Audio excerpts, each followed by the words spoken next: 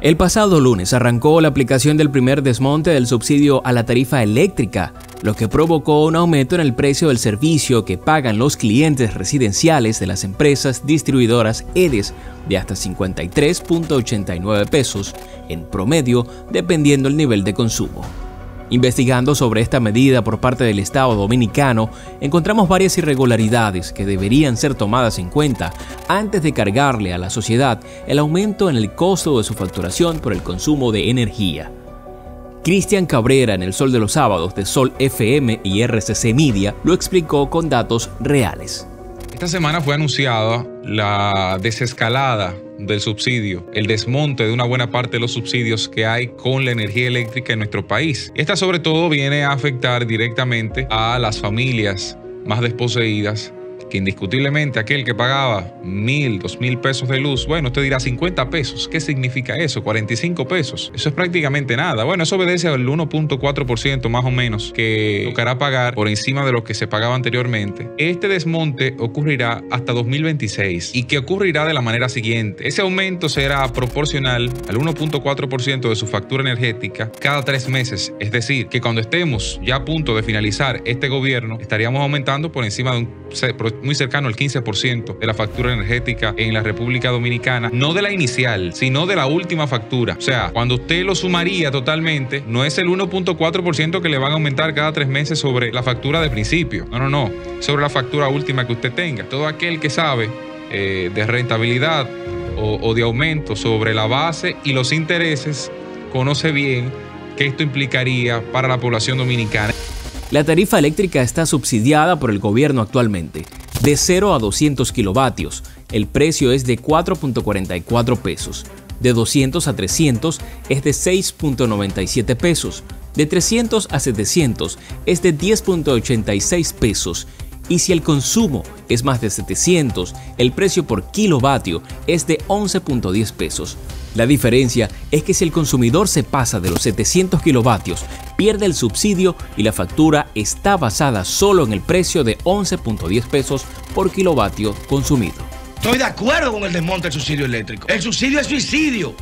Eso es suicidio y no podemos continuar permitiendo que la ciudadanía entienda que la energía es un requerimiento que se la paga el Estado. No. Y el subsidio es insostenible y se va a hacer escalonado, no como en otros países, que se hizo directo, 6 años. Y como dijo, eso 30 pesos en una factura eléctrica, ajá. ¿Y en qué se va a invertir? Se va a reformar para mejorar el sistema eléctrico, que es lo que esperamos, porque este país, hasta la luz aquí es un milagro. Tenemos luz, diablo, gracias a Dios, Señor Jesús. Sí, bien, llegó la luz, ¡wow! Increíble. Padre nuestro. No. Dale gracias a Dios. Entonces creo que es una medida muy oportuna, además de que va a ayudar precisamente a que si no va a haber reforma, hay que buscar dinero de algún lado, por amor a Dios. Y así la gente, ¿sabe qué? Que el dominicano que está subsidiado, que no paga luz, que porque se la pagan, y tiene un aire de 24 que yo no tengo en mi casa, que tiene una televisión de 90 pulgadas que yo no tengo en mi casa, que tiene una nevera de 30 que yo no tengo en mi casa. Pues como él no paga luz, todo prendido, todo abierto, al invitar a los vecinos, ven, prende. Entonces, coño, así no, oye, todo estoy pagando yo. Tu subsidio lo estoy pagando yo. Y no es justo. Porque el del medio pagamos a los de abajo y a los de arriba. No es justo. Entonces vamos a pagar todos iguales. Así usted va a aprender a pagar la luz cuando se vaya. Concho, espérate, la luz me la van a cobrar. Déjame apagar esta luz. Concho, no están usando el aire, déjame apagarlo. La medida afecta de manera negativa a la población, dado a que el costo de la energía se incrementará notablemente. La clase media será la más afectada y las empresas de menor tamaño. Las empresas grandes, en su gran mayoría, son clientes no regulados, que caen en otra categoría. Por lo general, el costo de los productos de primera necesidad aumenta cuando los costos de la energía suben, y esto afecta en mayor medida a la clase media y la clase pobre.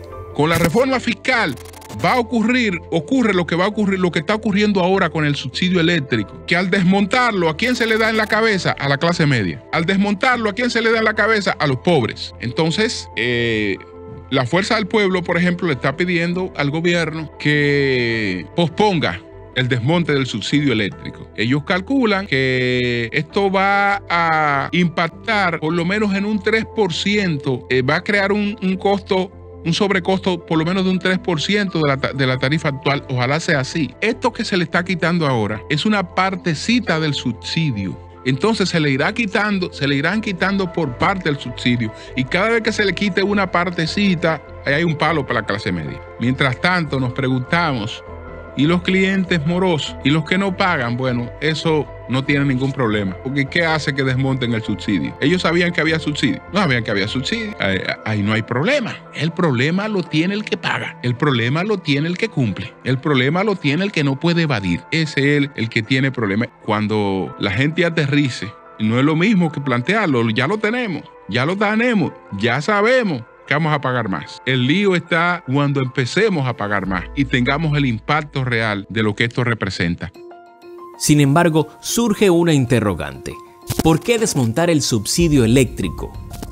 El Estado se ha estado endeudando a través de muchos años para cubrir las deficiencias e ineficiencias del sector eléctrico.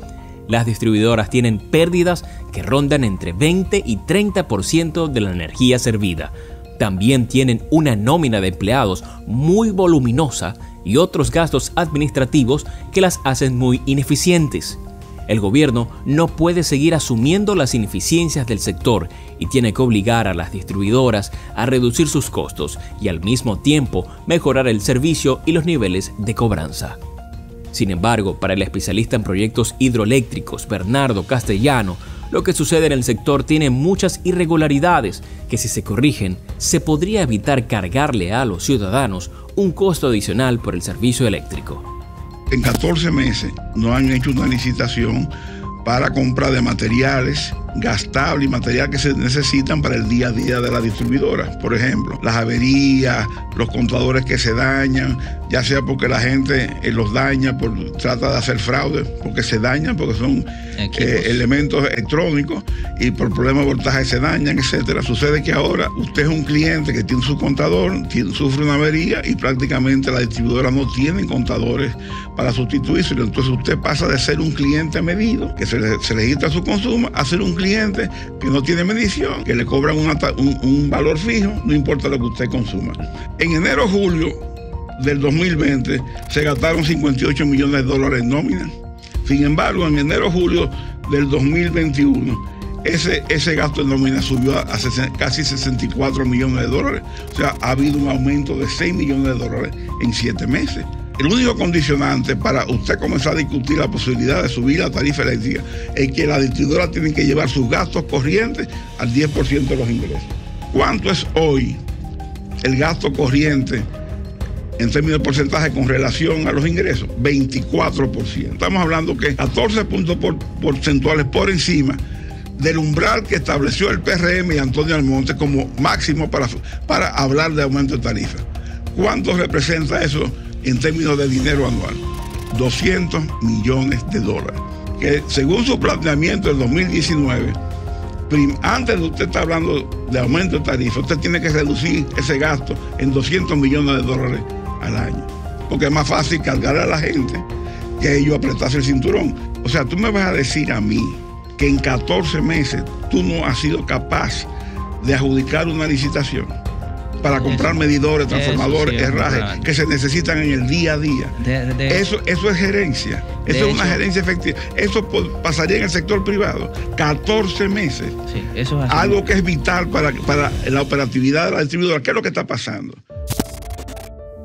Sin duda, el problema no es el desmonte de los subsidios que no aportan nada positivo a un justo crecimiento económico, sino que las medidas acertadas a ser tomadas en las EDES aún no se materializan. Esto inclina la balanza a que la ciudadanía pague por la injerencia de otros.